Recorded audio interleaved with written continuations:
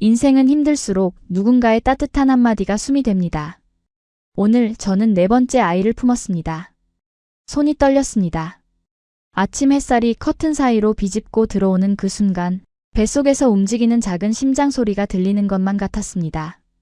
새 아이는 거실에서 장난감을 던지며 웃고 있었고 남편은 현장에 나가느라 벌써 집을 나선 뒤였습니다. 저는 불가리아에서 왔습니다. 5년 전 단 6개월만 체류할 계획이었던 서울. 지금은 새 아이의 엄마이고 앞으로 7명을 더 낳을 계획입니다. 10명이요. 네, 맞습니다. 10명의 아이를 키우고 싶습니다. 당신이라면 이 말을 믿을 수 있겠습니까? 본 영상은 스토리를 재구성한 이야기입니다. 구독과 좋아요는 구독자님께 행운을 드립니다.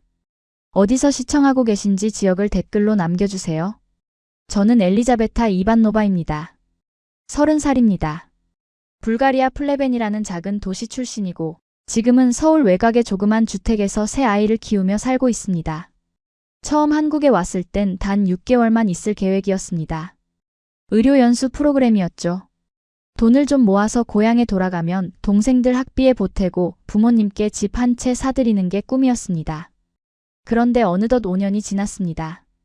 지금 제 손에는 기저귀 3개와 분유통이 들려있고 발밑에는 장난감 자동차가 굴러다니고 거실 한쪽에는 빨래가 산더미처럼 쌓여 있습니다. 남편은 새벽같이 나가서 밤늦게 들어옵니다. 건설 현장 소장이거든요. 그런데 저는 지금 이 순간이 너무나 행복합니다. 아침 7시 지안이가 제일 먼저 깹니다. 5살 된 첫째는 눈을 뜨자마자 제 방으로 달려옵니다. 엄마, 배고파요. 저는 눈을 비비며 일어납니다. 지안이 손을 잡고 부엌으로 갑니다. 밥을 짓고 계란을 삶고 김을 구웁니다. 지안이는 식탁 의자에 앉아서 다리를 흔들며 기다립니다. 엄마, 오늘 유치원에서 그림 그려요. 그래? 뭐 그릴 건데? 우리 가족이요. 엄마, 아빠, 나, 서연이, 예나. 저는 웃습니다. 와, 5명이나 그려야 하네. 응, 많아요. 근데 선생님이 가족 많으면 행복하대요. 그 말에 제 가슴이 뭉클합니다. 서연이와 예나는 8시쯤 깹니다. 둘은 한 방을 씁니다. 3살 서연이는 일어나자마자 울고 2살 예나는 기저귀를 가리키며 웃습니다. 저는 둘을 안아서 욕실로 데려가고 씻기고 옷을 입힙니다. 아침을 먹이고 유치원 가방을 챙기고 신발을 신기고 현관문을 나섭니다. 유치원 차가 8시 반에 옵니다. 저는 아이들 손을 잡고 길 앞에서 기다립니다. 노란 차가 옵니다. 지안이가 먼저 타고 서연이가 따라 탑니다. 예나는 아직 어려서 집에서 제가 돌봅니다. 저는 손을 흔들며 배웅합니다. 잘 다녀와, 우리 지안아, 서연아. 차가 멀어집니다. 저는 예나를 안고 집으로 돌아옵니다. 거실은 여전히 난장판입니다. 장난감, 이불, 옷가지, 그릇. 저는 한숨을 쉬고 예나를 소파에 앉히고 청소를 시작합니다. 쓸고 닦고 정리하고 빨래를 널고. 오전 11시쯤 되면 예나가 졸립니다. 저는 예나를 재우고 잠깐 소파에 앉습니다. 핸드폰을 봅니다. 백진혁에게서 문자가 와 있습니다. 점심 먹었어요? 오늘 현장 일찍 끝나면 6시쯤 들어갈게요. 저는 답장을 보냅니다. 응, 잘 먹었어요. 조심해요. 몇 달 전 저는 남편에게 말했습니다. 여보, 우리 아이 7명 더 낳을 수 있을까요? 남편은 깜짝 놀란 얼굴로 저를 봤습니다. 그러더니 천천히 웃었습니다. 그럼 내가 더 열심히 일하면 되겠네. 그 말 한마디에 저는 울었습니다. 제가 왜 이런 생각을 하게 됐는지, 왜 한국에서 10명의 아이를 키우고 싶은지 지금부터 천천히 말씀드리겠습니다. 저는 불가리아 플레벤 외곽의 작은 마을에서 태어났습니다. 7남매 중 둘째였습니다. 아버지는 농사를 지으셨고 어머니는 집안일과 동생들 돌보는 일로 하루를 보내셨죠.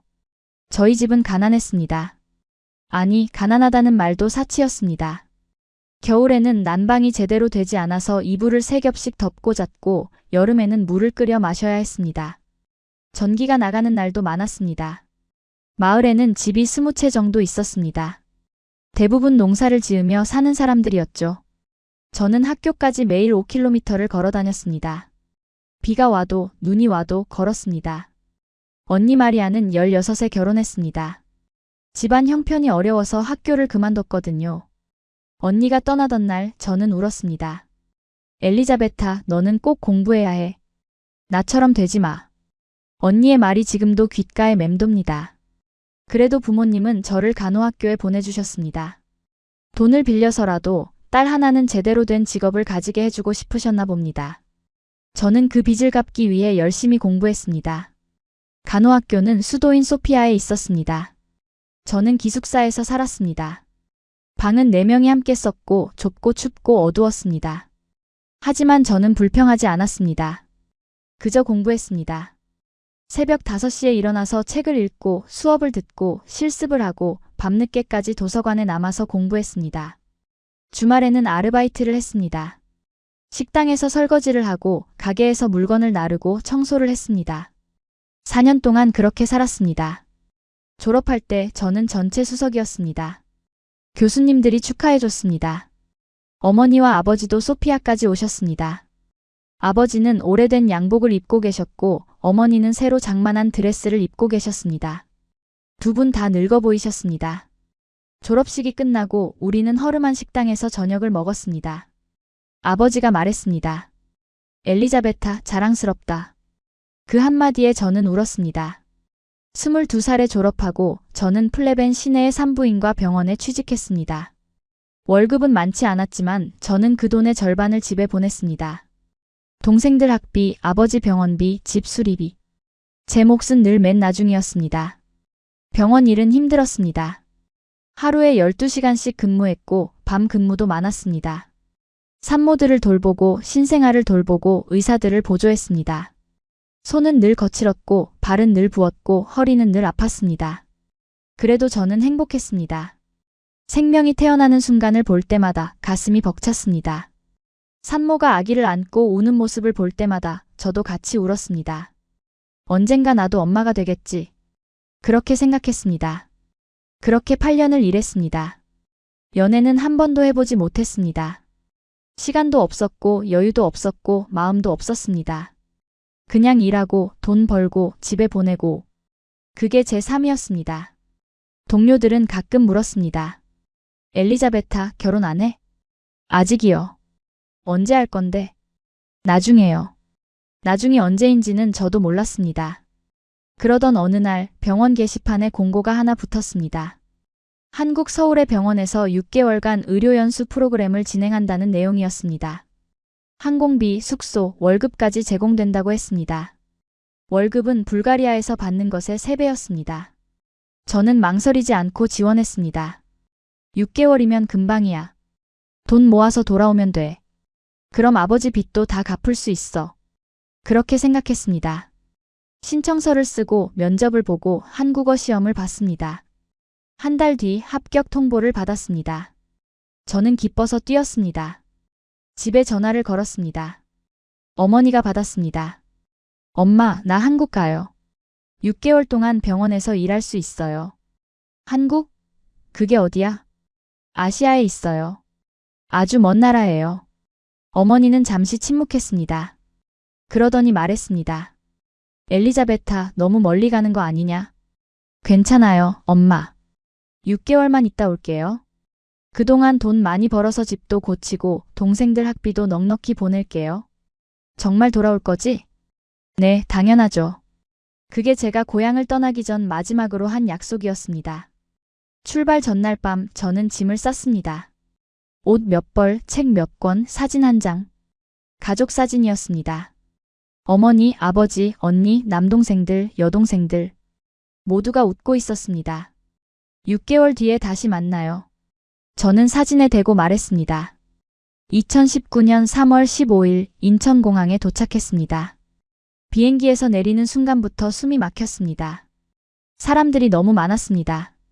모두가 빠르게 걷고 표정은 굳어 있었고 누구도 서로를 쳐다보지 않았습니다. 저는 캐리어를 끌고 공항 밖으로 나왔는데 어디로 가야 할지 몰라서 한참을 서 있었습니다. 공항은 엄청나게 컸습니다. 천장이 높고 유리가 반짝이고 안내판은 온통 한글로 쓰여 있었습니다. 저는 한국어를 조금 배워서 왔지만 실제로 보니 하나도 알아볼 수 없었습니다. 병원에서 보낸 직원이 마중을 나왔습니다. 이름표를 들고 서 있었습니다. 저는 다가가서 인사했습니다. 안녕하세요. 저는 엘리자베타입니다. 그는 고개를 끄덕이고 말은 한마디도 안 했습니다. 그냥 제 짐을 받아 들고 차에 태우고 서울 북부의 병원 기숙사까지 데려다 줬습니다. 차 안에서 본 서울은 무서웠습니다.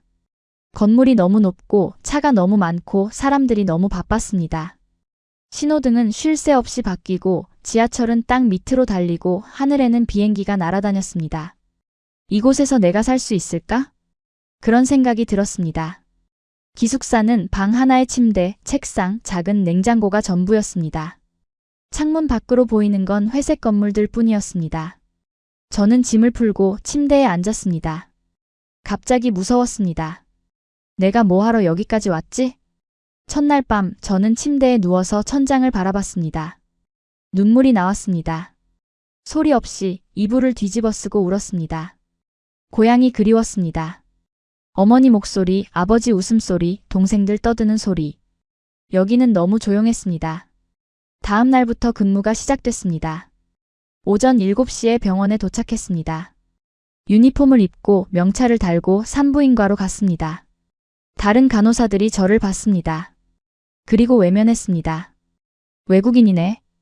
누군가 속삭이는 소리가 들렸습니다. 저는 혼자 서 있었습니다. 아무도 저를 안내해주지 않았습니다. 그때 한 선배 간호사가 다가왔습니다. 엘리자베타 씨죠? 저는 김수진이에요. 이쪽으로 오세요. 그녀는 친절했습니다.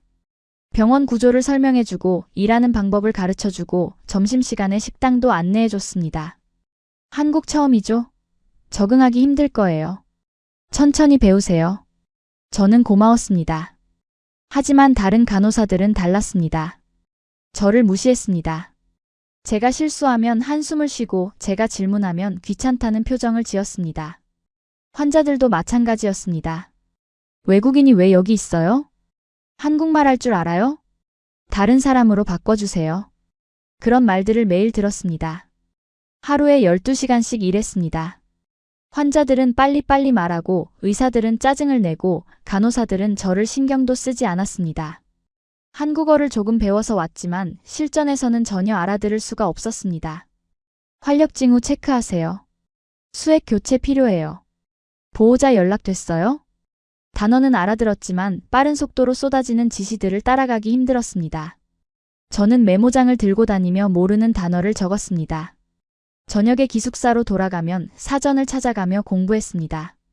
점심시간에는 혼자 구석에 앉아서 김밥을 먹었습니다.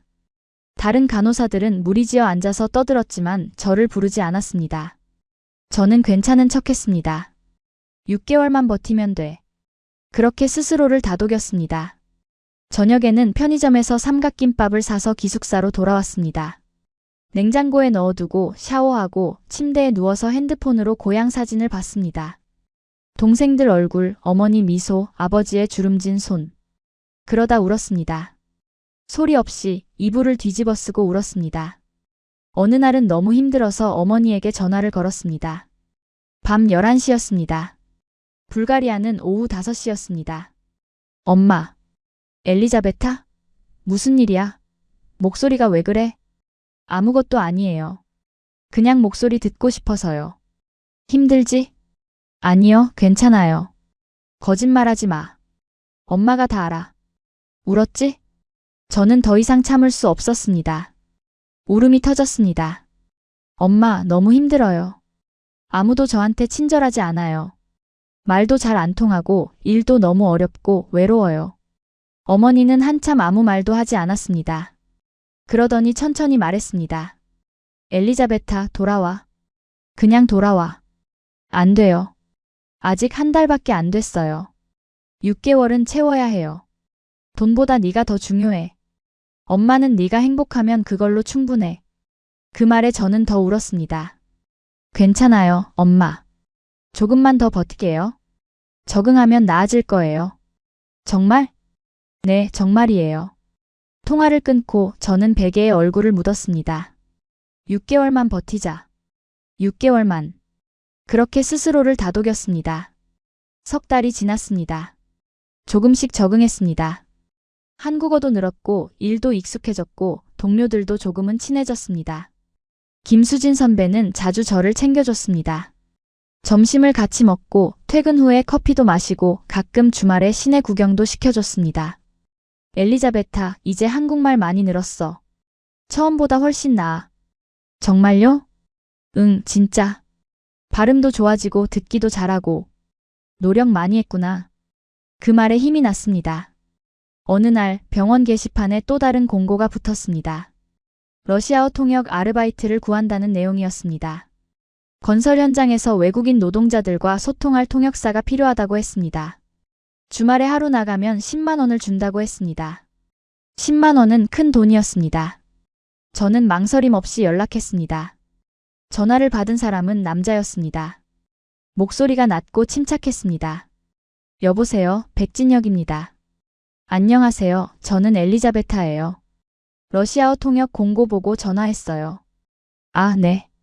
러시아어 가능하시죠? 네, 저는 불가리아 사람이에요. 러시아어 할 수 있어요. 불가리아요? 그럼 한국어는요?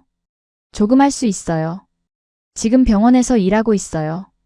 그럼 토요일에 올 수 있으세요? 네, 가능해요. 좋아요. 주소 문자로 보내드릴게요. 오전 9시까지 오시면 됩니다. 네, 알겠습니다. 토요일 아침 저는 일찍 일어났습니다. 지하철을 2번 갈아타고 버스를 1번 타고 경기도 외곽의 한 건설 현장에 도착했습니다. 높은 크레인, 시멘트 가루 날리는 공터, 땀 흘리며 일하는 인부들. 저는 안전모를 쓰고 현장 사무실로 들어갔습니다. 그곳에서 처음 만난 사람이 백진혁이었습니다. 32살, 키가 크고 어깨가 넓고 눈빛이 강한 남자였습니다.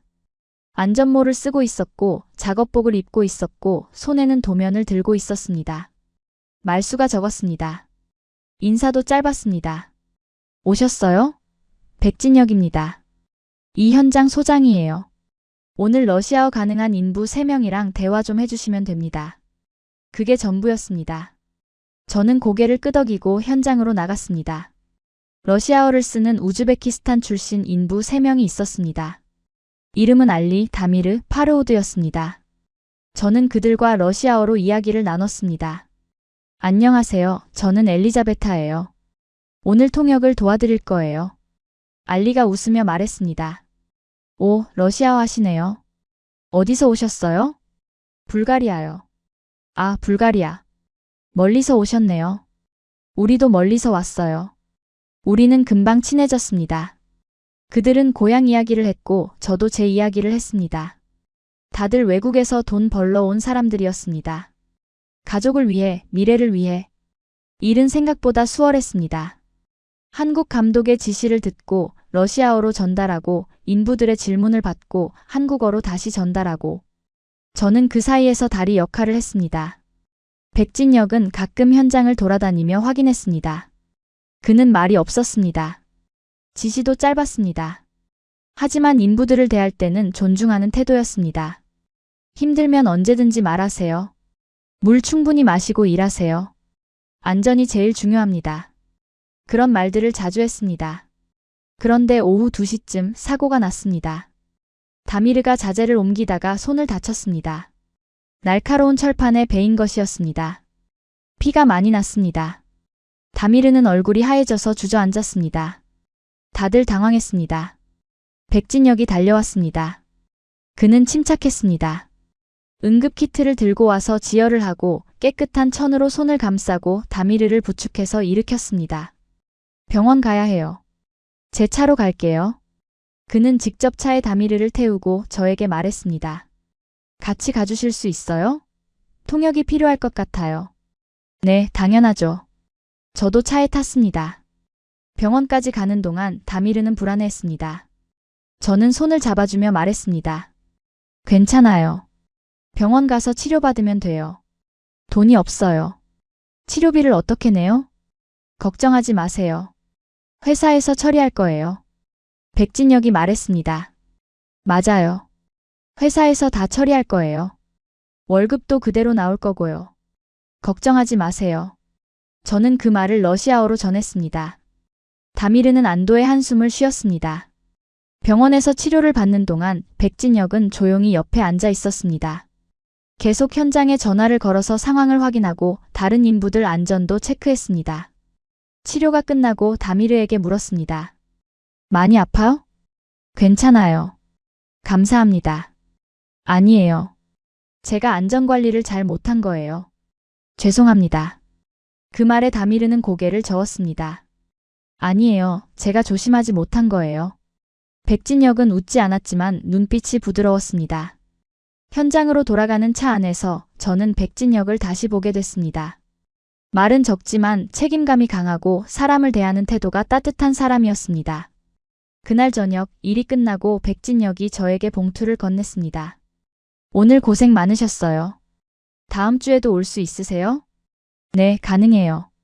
그럼 연락드릴게요. 조심해서 들어가세요. 네, 감사합니다.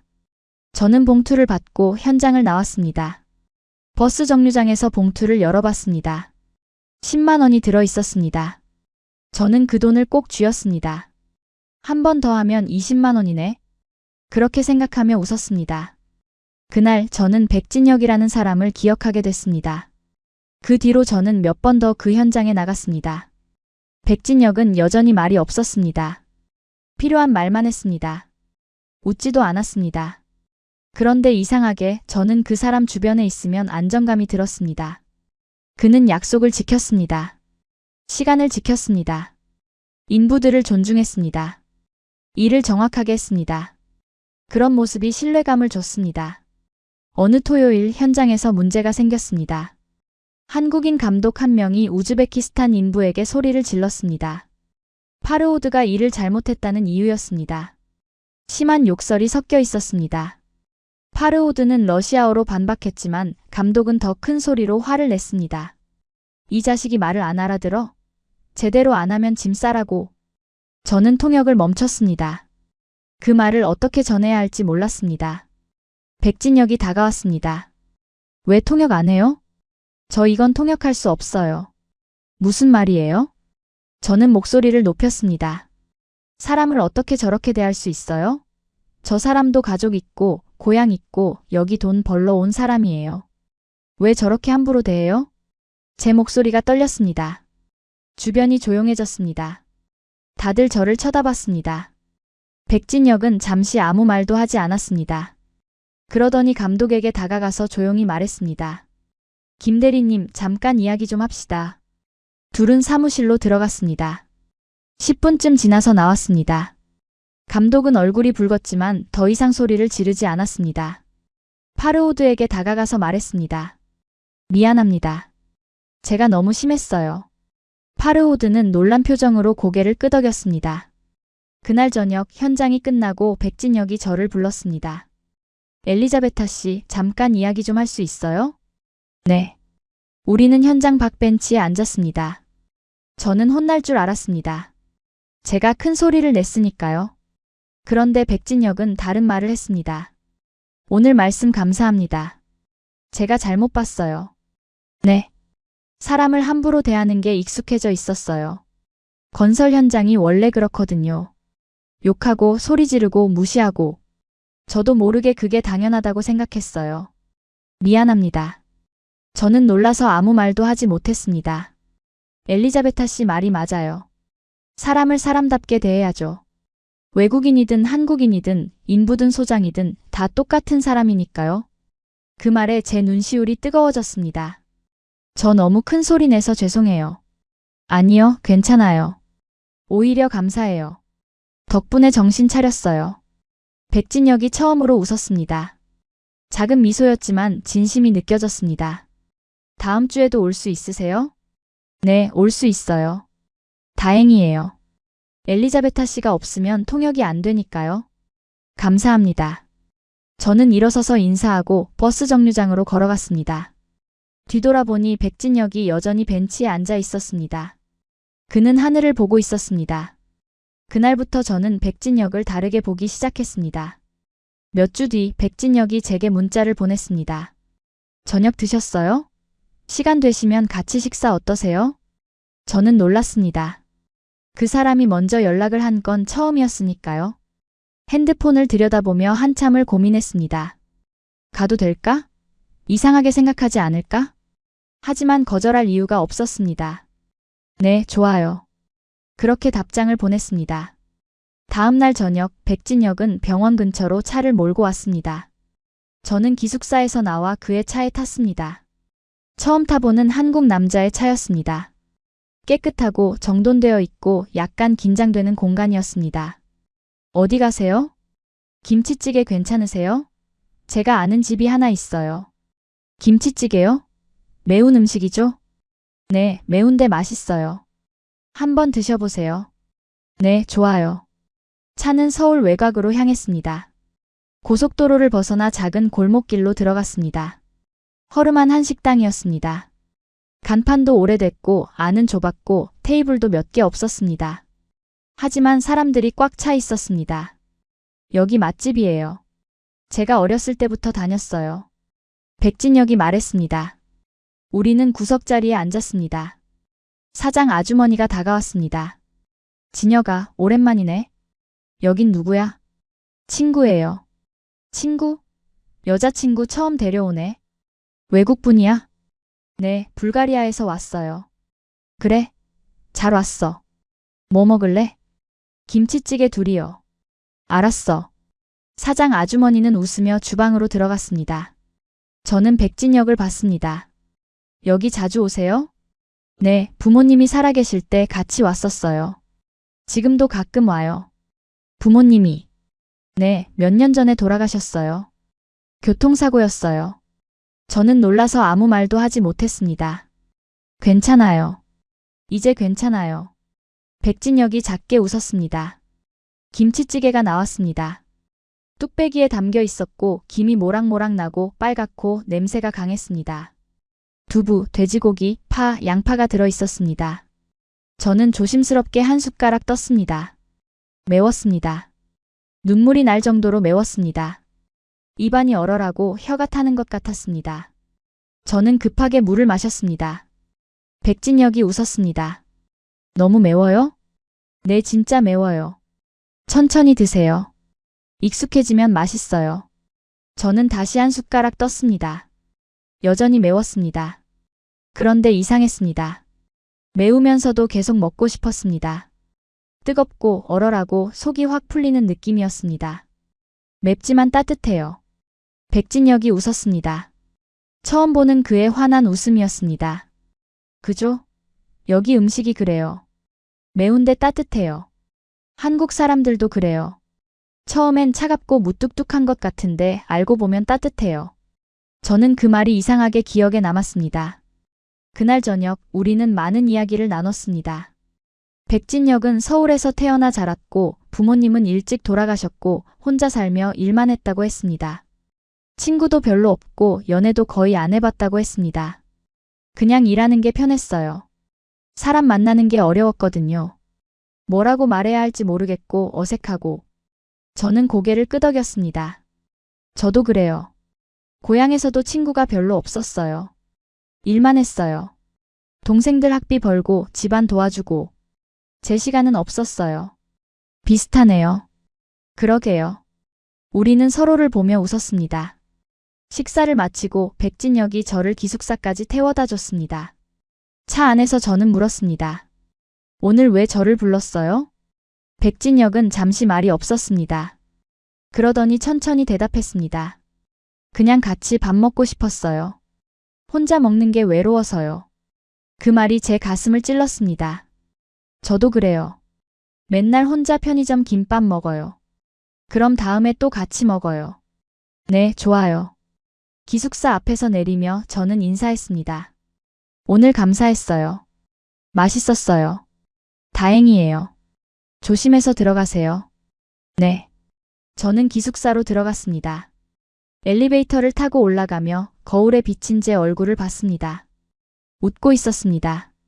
그날 밤 기숙사로 돌아온 저는 처음으로 한국에서 진짜 웃었다는 걸 깨달았습니다. 그 뒤로 우리는 자주 만났습니다. 주말마다 만나서 밥을 먹고 가끔 영화를 보고 한강을 걸었습니다.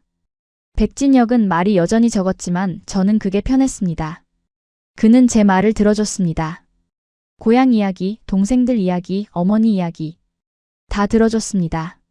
어느 날 저는 백진혁에게 고향 사진을 보여줬습니다. 우리 가족이 함께 찍은 사진이었습니다. 이게 우리 가족이에요. 7남매예요. 많네요. 네, 많아요.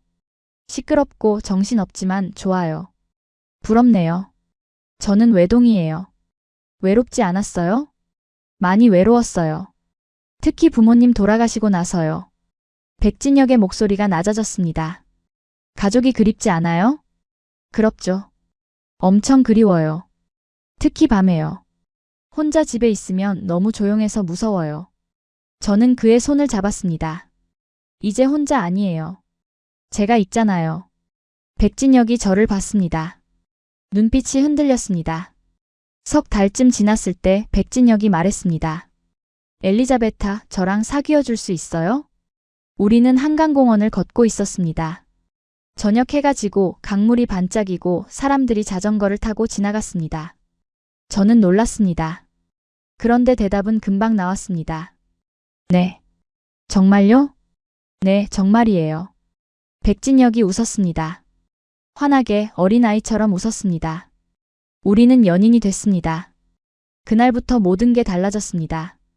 세상이 밝아 보였습니다. 병원 일도 덜 힘들었고 기숙사도 덜 외로웠고 한국도 덜 낯설었습니다. 백진혁이 있었으니까요. 우리는 매일 문자를 주고받았습니다. 전화도 했습니다. 주말마다 만났습니다. 때로는 영화를 보고 때로는 산책을 하고 때로는 그냥 같이 앉아서 아무 말도 하지 않았습니다. 몇 달 뒤 백진혁이 제안했습니다. 엘리자베타, 저랑 같이 살래요? 같이요? 네, 제 집으로 오세요. 기숙사보다 훨씬 나을 거예요. 저는 고민했습니다. 결혼도 안 한 사이에 같이 사는 게 맞나? 하지만 백진혁이 말했습니다. 저는 진심이에요. 엘리자베타를 사랑해요. 언젠가 결혼하고 싶어요. 그 전에 같이 살면서 서로 더 알아가고 싶어요. 그 말에 저는 결심했습니다. 좋아요. 같이 살아요. 저는 기숙사를 나와서 백진혁의 집으로 이사했습니다. 작은 투룸 아파트였습니다. 낡았지만 깨끗했습니다. 백진혁이 미리 정리해둔 방이 하나 있었습니다.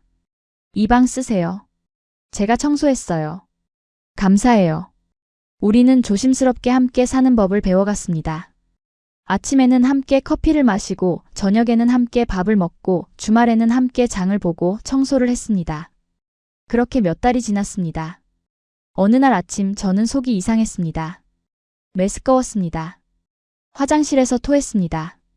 백진혁이 걱정했습니다. 괜찮아요? 병원 가볼까요? 아니요, 괜찮아요. 피곤해서 그런가 봐요. 하지만 며칠 동안 계속됐습니다. 저는 약국에 가서 임신 테스트기를 샀습니다. 병원 화장실에서 몰래 검사를 했습니다. 2줄이 나왔습니다. 선명한 2줄이었습니다. 저는 그 자리에 주저앉았습니다. 머릿속이 하얘졌습니다. 임신이야. 나 임신했어. 손이 떨렸습니다. 심장이 빠르게 뛰었습니다. 무서웠습니다. 기뻤습니다. 혼란스러웠습니다. 어떡하지? 백진혁에게 뭐라고 말하지? 저는 백진혁에게 전화를 걸었습니다. 여보, 만날 수 있어요? 급한 일이 있어요. 무슨 일이에요? 괜찮아요? 네, 괜찮은데 그냥 만나서 얘기하고 싶어요. 알았어요. 지금 갈게요. 백진혁은 현장을 나와서 병원 앞으로 달려왔습니다. 저는 차에 탔습니다. 그리고 말했습니다. 저 임신했어요. 백진혁은 운전대를 잡은 채 멈춰 섰습니다. 잠시 아무 말도 하지 않았습니다. 저는 가슴이 두근거렸습니다. 그러더니 그가 웃었습니다. 정말요? 네. 확실해요? 네, 테스트기로 검사했어요. 백진혁이 저를 안았습니다. 세게 오래 안았습니다. 그럼 우리 부모가 되는 거네요. 네. 결혼합시다. 엘리자베타, 저랑 결혼해 줄래요? 저는 울었습니다. 정말이에요? 정말 괜찮아요? 네, 괜찮아요. 아니, 괜찮은 정도가 아니라 정말 좋아요. 저는 엘리자베타를 사랑해요. 평생 같이 살고 싶어요. 우리 아이를 낳고 가족을 만들고 싶어요. 그 말에 저는 더 울었습니다. 저도 당신을 사랑해요. 우리는 차 안에서 한참을 안고 있었습니다. 다음 주 우리는 조용히 결혼식을 올렸습니다. 양가 부모님도 참석하지 못했습니다. 불가리아는 너무 멀었고 백진역의 부모님은 이미 세상에 안 계셨으니까요. 그래도 현장 동료 몇 명과 제 병원 선배 한 명이 와줬습니다. 작은 예식장에서 간단한 서약을 하고 반지를 교환했습니다. 백진역은 제 손을 잡고 말했습니다. 평생 잘해줄게요. 저도 말했습니다. 저도요. 평생 함께 할게요. 그렇게 저는 한국인의 아내가 됐습니다. 2020년 봄 첫째 아들 지안이가 태어났습니다. 출산은 힘들었습니다. 18시간 진통 끝에 태어난 아기를 처음 봤을 때 저는 울었습니다. 작고 빨갛고 울음소리가 크고 살아있었습니다. 제 아기였습니다. 백진역도 울었습니다. 분만실에 들어와서 아기를 보더니 눈물을 흘렸습니다. 우리 아들이네요. 네, 우리 아들이에요. 엘리자베타, 고생 많았어요. 정말 대단해요. 백진역이 제 손을 잡았습니다. 저는 지쳐 있었지만 행복했습니다. 지안이는 건강하게 자랐습니다. 매일 조금씩 컸습니다. 손톱이 자라고 머리카락이 자라고 눈을 뜨고 웃고 울고 젖을 먹고 잠을 잤습니다. 백진역은 더 열심히 일했습니다. 새벽 5시에 나가서 밤 9시에 들어왔습니다. 피곤해 보였지만 집에 오면 아기를 안아줬습니다. 지안아, 아빠 왔어. 보고 싶었어. 저는 병원을 그만두고 집에서 아이를 돌봤습니다. 돈은 빠듯했지만 행복했습니다. 아침에 지안이가 웃으면 저도 웃었습니다. 밤에 지안이가 울면 저도 같이 울었습니다. 처음 기저귀를 갈고, 처음 목욕을 시키고, 처음 이유식을 먹이고, 처음 걸음마를 시키고. 모든 게 처음이었고, 모든 게 신기했고, 모든 게 소중했습니다. 어느새 지안이 돌이 다가왔습니다. 백진역이 말했습니다. 돌잔치 할까요? 할 수 있어요? 돈이 많이 들지 않아요? 괜찮아요. 우리 아들 돌잔치인데 해줘야죠. 우리는 작은 아파트 거실에서 돌잔치를 준비했습니다. 백진역은 떡을 주문하고 저는 음식을 만들었습니다. 지안이는 예쁜 한복을 입혔습니다. 작고 파란 한복이었습니다. 손님은 10명도 안 됐습니다. 백진역 회사 동료 몇 명, 제 병원 선배 1명, 그리고 이웃 할머니 2분. 그래도 지안이는 환하게 웃었습니다. 돌잡이를 했습니다. 마이크를 잡았습니다. 백진역은 웃으며 말했습니다. 우리 아들 가수 하려나 봐요. 다들 웃었습니다. 돌잔치가 끝나고 저는 불가리아 고향에 영상통화를 걸었습니다. 어머니가 받았습니다. 화면에 어머니 얼굴이 나타났습니다. 늙으셨습니다. 주름이 더 늘었습니다. 엘리자베타, 우리 딸 잘 지내니? 네, 엄마. 오늘 지안이 돌잔치 했어요. 지안이? 우리 손자? 네. 저는 카메라를 지안이에게 돌렸습니다. 지안이는 한복을 입고 있었습니다. 어머니가 울었습니다. 아이고, 우리 손자. 예쁘네. 엄마 닮아서 예쁘네. 엄마, 보고 싶어요. 나도 보고 싶다. 우리 딸 참 잘 살고 있구나. 엄마가 미안하다. 옆에 있어주지 못해서. 괜찮아요, 엄마. 저 행복해요. 정말 행복해요. 남편도 좋고 아기도 건강하고 한국도 좋아요. 그래, 그래. 네가 행복하면 엄마도 행복하다. 남편분한테도 고맙다고 전해줘. 우리 딸 잘 돌봐줘서. 네, 전할게요. 화면 너머로 아버지도 보였습니다. 동생들도 보였습니다. 다들 손을 흔들었습니다. 누나, 보고 싶어요. 나도 보고 싶어. 통화를 끊고 저는 한참을 울었습니다. 백진역이 다가와서 제 어깨를 안아줬습니다. 괜찮아요. 우리 언젠가 불가리아 가서 어머니 뵐 수 있어요. 정말요? 네, 약속해요. 돈 모아서 꼭 갈게요. 그 말에 저는 고개를 끄덕였습니다.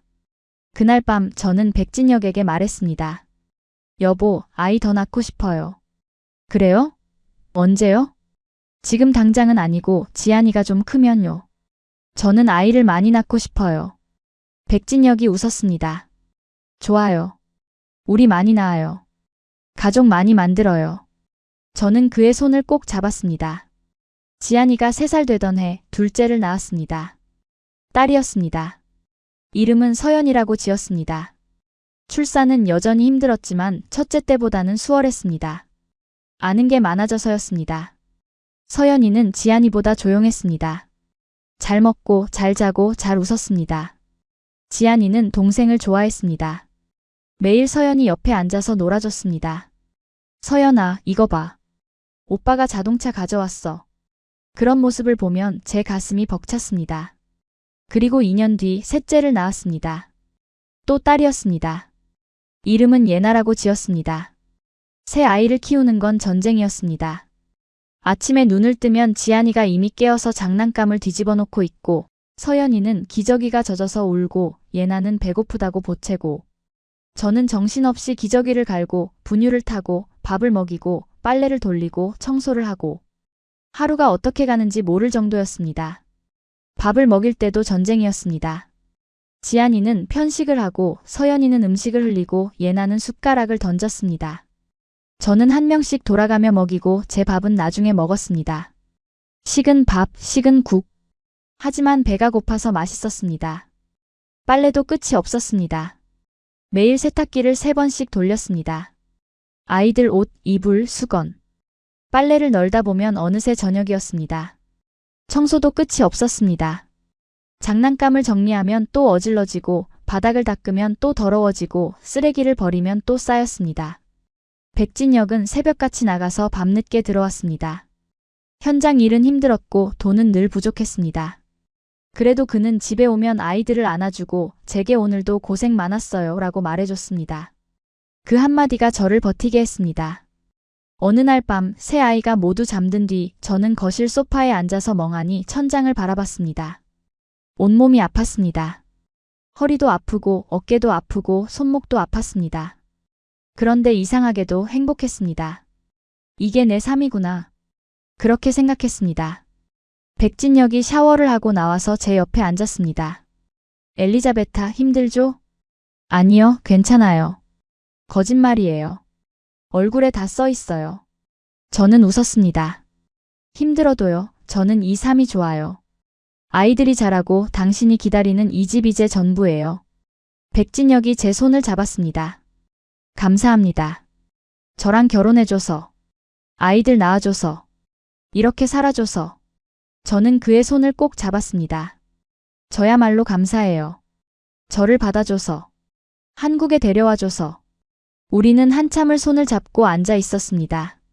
그날 밤 저는 한 가지 생각을 했습니다. 아이를 더 낳고 싶다. 불가리아에서 저는 7남매 중 하나였습니다. 시끄럽고 정신없고 가난했지만 외롭지 않았습니다. 형제들이 있었으니까요. 저는 제 아이들에게도 그런 가족을 만들어주고 싶었습니다. 10명. 아이 10명을 낳고 싶어. 그런 생각이 들었습니다. 예나가 돌을 지나고 몇 달 뒤 저는 남편에게 말했습니다. 저녁을 먹다가 조심스럽게 꺼냈습니다. 여보, 우리 아이 더 낳을 수 있을까요? 백진역은 밥을 먹다 말고 저를 봤습니다. 더요? 네. 몇 명이요? 저는 잠시 망설였습니다. 그러다 솔직하게 말했습니다. 7명 더요. 네. 10명이요. 아이 10명 낳고 싶어요. 백진역은 숟가락을 내려놓았습니다. 한참을 아무 말도 하지 않았습니다. 저는 가슴이 두근거렸습니다. 너무 무리한 요구였을까? 그는 제 말을 이상하게 생각할까? 왜요?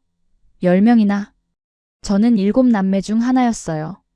가난했지만 우리는 서로를 의지했어요. 형제가 많다는 건 외롭지 않다는 뜻이에요. 저는 우리 아이들도 그렇게 자랐으면 좋겠어요. 백진역은 여전히 말이 없었습니다. 그리고 저는 한국에서 아이를 키우고 싶어요. 이 나라가 좋아요. 사람들이 따뜻하고 기회가 많고 안전하고 제 아이들이 여기서 자라면 행복할 것 같아요. 백진역이 천천히 고개를 끄덕였습니다. 엘리자베타, 10명은 정말 많아요. 돈도 많이 들고 힘도 엄청 들어요. 집도 커야 하고 교육비도 많이 들고 생활비도 많이 들어요. 알아요. 그래도 낳고 싶어요? 네. 백진역은 한참을 생각하더니 천천히 웃었습니다. 그럼 내가 더 열심히 일하면 되겠네요. 저는 눈물이 났습니다. 정말이에요? 네, 정말이에요. 엘리자베타가 원한다면 저도 그렇게 하고 싶어요. 우리 가족 많이 만들어요. 10명이든 20명이든. 저는 남편을 꼭 안았습니다. 고마워요. 정말 고마워요. 아니에요. 제가 더 고마워요. 이렇게 좋은 꿈을 꿔줘서.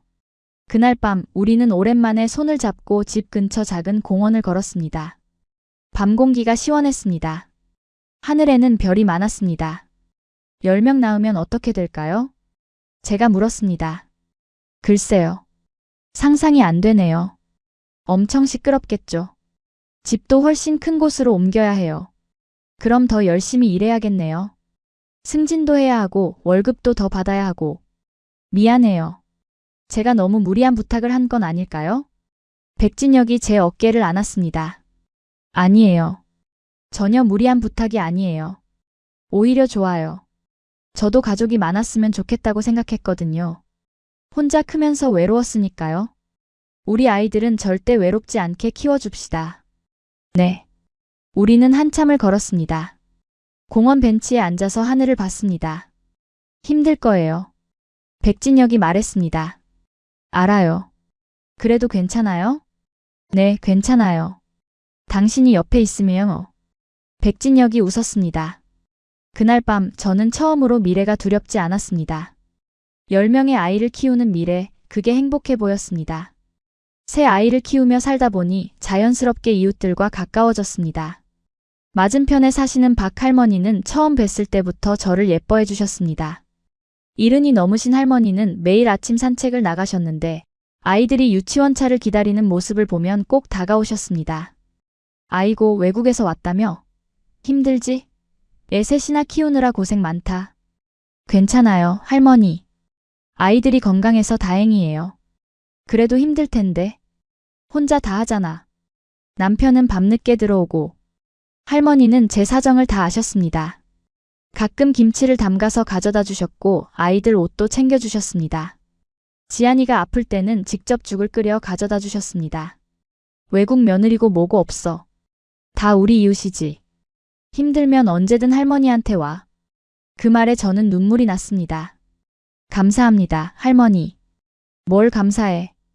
당연한 거지. 가을이 되면 동네에서 김장을 했습니다. 할머니는 저를 불렀습니다. 엘리자베타, 너도 와서 같이 하자. 김장 배워야지. 저는 앞치마를 두르고 배추를 절이고 양념을 버무렸습니다. 동네 아주머니들이 모여서 함께 김장을 하는 모습이 저는 너무 좋았습니다. 너 손 되게 야무지다. 처음이라고 했지? 금방 배웠네. 감사해요. 재미있어요. 그래, 김장은 이렇게 여럿이 모여서 해야 맛있어. 혼자 하면 외롭잖아. 아주머니들은 저를 친절하게 대해줬습니다. 한국말을 가르쳐주고 요리법을 알려주고 아이 키우는 팁도 알려줬습니다. 애가 밥을 안 먹으면 억지로 먹이지 마. 배고프면 알아서 먹어. 기저귀 떼려면 여름에 하는 게 좋아. 유치원 보낼 때는 미리 알아봐야 해. 자리가 금방 차거든. 그런 이야기들을 들으며 저는 배웠습니다.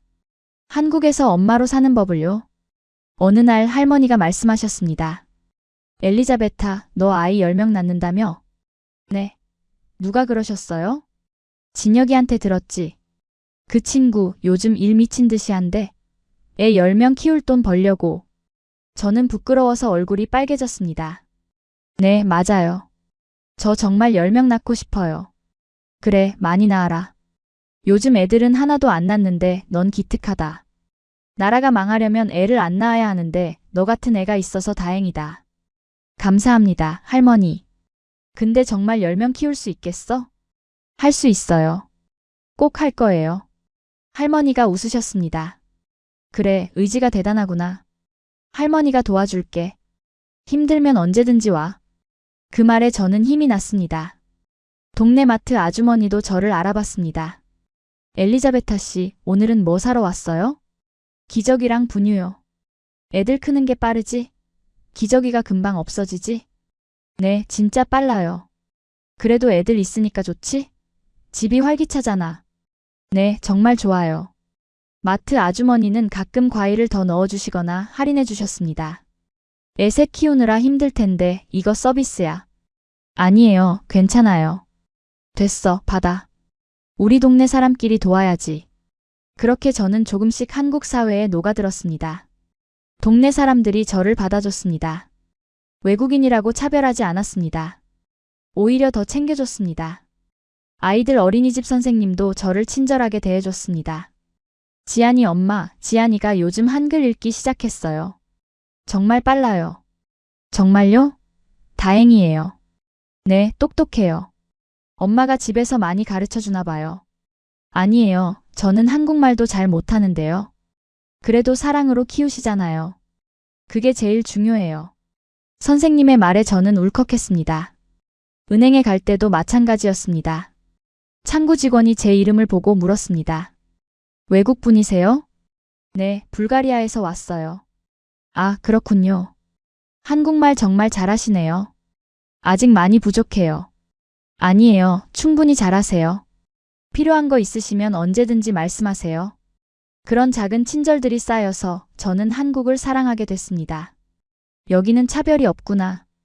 외국인도 받아주는구나. 그렇게 느꼈습니다. 물론 가끔 어려운 일도 있었습니다. 말이 서툴러서 오해를 산 적도 있고 문화 차이 때문에 당황한 적도 있었습니다. 하지만 대부분의 사람들은 이해해 줬습니다. 괜찮아요. 천천히 말하세요. 외국에서 왔으니까 모를 수도 있죠. 제가 설명해 드릴게요. 그런 말들이 저를 살게 했습니다.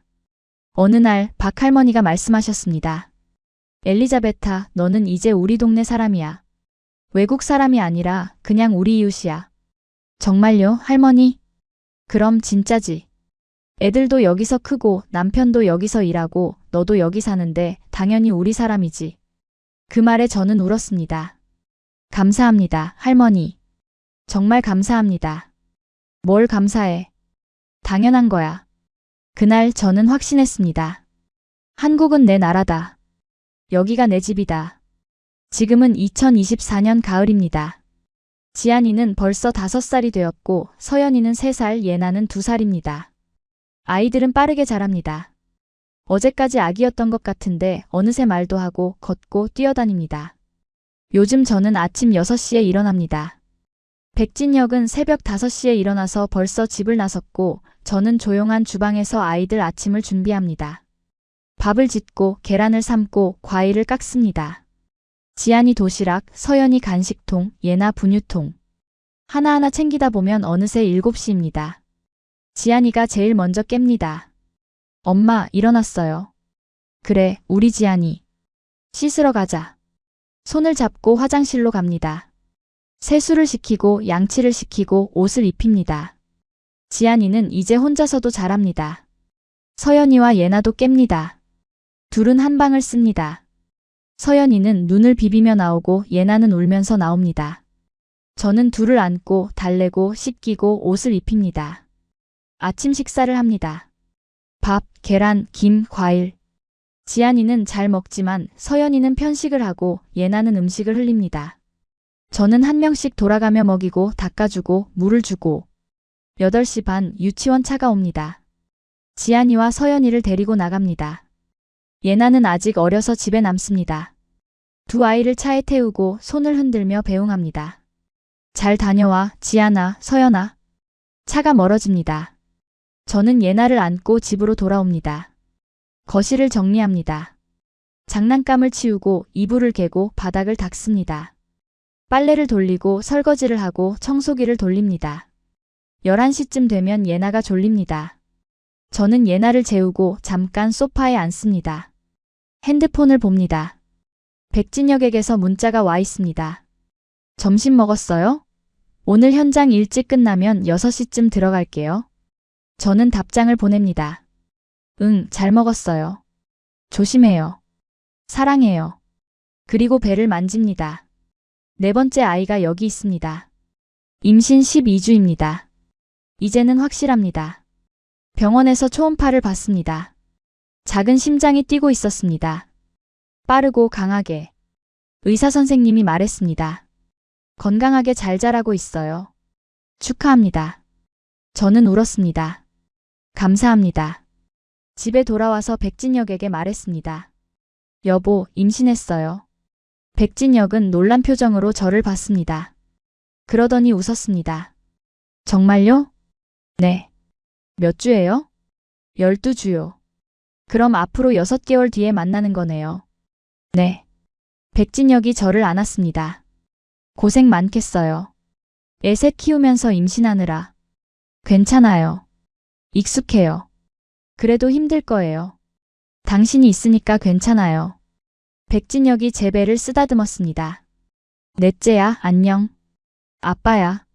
건강하게 나와야 해. 저는 웃었습니다. 그럼 앞으로 6명 남았네요. 네, 6명이요. 우리 꼭 10명 채웁시다. 네, 꼭요. 가끔 친구들이 물어봅니다. 병원 선배들, 동네 이웃들. 엘리자베타, 정말 10명 낳을 거예요? 네, 그럴 거예요. 왜요? 너무 힘들지 않아요? 힘들어요. 정말 힘들어요. 그런데 왜요? 저는 잠시 생각하다가 천천히 말합니다. 저는 가족이 많은 게 좋아요. 형제가 많으면 외롭지 않아요. 서로 의지할 수 있어요. 그리고 이 나라가 좋아요. 한국은 제게 새 삶을 줬어요. 남편도, 아이들도, 이웃도 모든 게 한국에서 생겼어요. 그래서 저는 여기서 아이들을 많이 낳고 많이 키우고 싶어요. 그게 제가 이 나라에 드릴 수 있는 감사예요. 사람들은 대부분 고개를 끄덕입니다. 넌 참 기특한 사람이다. 요즘 같은 시대에 10명을 낳겠다는 생각을 하다니. 그런 말을 들을 때마다 저는 뿌듯합니다. 오늘도 저는 평범한 하루를 보냅니다. 아침에 일어나서 아이들을 깨우고 밥을 먹이고 유치원을 보내고 청소하고 빨래하고 장을 보고 저녁을 준비하고 아이들을 재우고 남편을 기다립니다. 그게 제 삶입니다. 그리고 저는 이 삶을 사랑합니다. 뱃속의 4번째 아이에게 말합니다. 안녕, 아가. 엄마야. 곧 만날 수 있어. 언니들이랑 오빠가 기다리고 있어. 건강하게 나와야 해. 그리고 미래의 6명에게도 말합니다. 너희들도 기다릴게. 엄마가 여기 있어. 한국에서, 이 따뜻한 나라에서 너희를 기다리고 있어. 저는 창밖을 봅니다. 가을 하늘이 맑습니다. 나무들이 빨갛게 물들었습니다. 저 멀리 아이들 웃음소리가 들립니다. 한국, 고마워요. 저를 받아줘서. 그렇게 속으로 말합니다. 지금 저는 서울 외곽의 작은 주택 거실에 앉아 있습니다. 창밖으로는 가을 햇살이 들어오고 거실에서는 아이들이 웃고 떠들고 주방에서는 백진혁이 저녁 준비를 돕고 있습니다. 4번째 아이는 이제 20주가 되었습니다. 건강하게 자라고 있습니다. 초음파에서 본 작은 손과 발, 그 모습이 아직도 눈에 선합니다. 남자아이라고 합니다. 지안이의 동생입니다. 이름은 아직 짓지 못했습니다. 백진혁과 저는 매일 밤 이름을 고민합니다. 준서는 어때요? 좋네요. 준서. 아니면 시우? 그것도 좋아요. 우리는 웃으며 이야기합니다. 앞으로 6명을 더 낳을 겁니다. 사람들은 말합니다. 10명이나 어떻게 키워요? 저는 웃으며 대답합니다. 사랑하면 돼요. 하나하나 사랑하면 돼요. 한국에서 저는 배웠습니다. 가족은 숫자가 아니라는 것을. 사랑은 나눌수록 커진다는 것을. 그리고 이 나라는 외국인인 저에게도 따뜻한 집이 되어준다는 것을. 불가리아에서 왔던 간호사 엘리자베타 이반노바는 이제 새 아이의 엄마이고 곧 내 아이의 엄마가 되고 언젠가는 10아이의 엄마가 될 겁니다. 그게 제 꿈입니다. 그리고 그 꿈을 이루게 해준 이 나라 대한민국에 감사합니다. 5년 전 인천공항에 처음 내렸을 때 저는 무서웠습니다. 낯설었습니다. 외로웠습니다. 하지만 지금은 다릅니다. 이곳이 제 집입니다. 제 나라입니다. 지안아, 서연아, 예나야, 그리고 뱃속의 4번째 아기야. 엄마는 너희를 정말 사랑한단다. 그리고 앞으로 올 6명의 아이들도 엄마는 똑같이 사랑할 거야. 우리 모두 함께 행복하게 살자. 여기 대한민국에서, 이 따뜻한 나라에서. 엄마는 매일 아침 6시에 일어나서 너희를 위해 밥을 짓고 도시락을 싸고 옷을 입히고 학교에 보낼 거야. 그리고 저녁에는 너희를 안아주고 이야기를 들어주고 재워줄 거야. 그게 엄마의 삶이야. 그리고 엄마는 그 삶이 좋아. 백진혁이 거실로 들어옵니다. 앞치마를 두르고 있습니다. 엘리자베타, 저녁 준비 다 했어요. 애들 불러요. 네. 저는 일어나서 아이들을 부릅니다. 지안아, 서연아, 예나야, 밥 먹자. 아이들이 와르르 달려옵니다. 웃으며 떠들며 손을 잡고 우리는 식탁에 둘러앉습니다. 잘 먹겠습니다. 모두가 함께 말합니다. 밥을 먹으며 백진혁이 말합니다. 오늘 현장에서 좋은 소식이 있었어요. 무슨 소식이요? 승진 얘기가 나왔어요. 다음 달부터 부장으로 올라간대요. 정말요? 네, 정말이에요. 월급도 오르고요. 저는 기뻐서 손뼉을 쳤습니다. 축하해요. 정말 잘 됐어요. 고마워요. 이제 조금 더 여유로워질 것 같아요. 더 큰 집으로 이사도 갈 수 있을 거예요. 정말요? 네, 10명 키우려면 큰 집 필요하잖아요. 저는 웃었습니다. 그날 밤 아이들을 재우고 백진혁과 저는 베란다에 앉았습니다. 밤 공기가 시원했습니다. 엘리자베타, 행복해요? 네, 정말 행복해요. 당신은요? 저도요. 정말 행복해요. 우리는 손을 잡았습니다. 우리 꼭 10명 채웁시다. 네, 꼭요. 하늘에는 별이 많았습니다. 저는 그 별들을 보며 생각했습니다. 고향의 가족들도 저 별을 보고 있겠지. 엄마, 아버지, 동생들. 다들 잘 지내고 있겠지.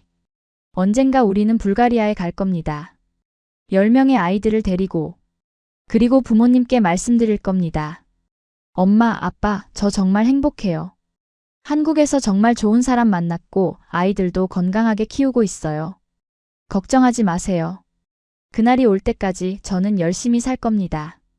아침 6시에 일어나서 밥을 짓고 아이들을 깨우고 도시락을 싸고 청소하고 빨래하고 아이들을 사랑하고 그게 제 삶입니다. 그리고 저는 이 삶을 사랑합니다. 여기 대한민국에서. 감사합니다.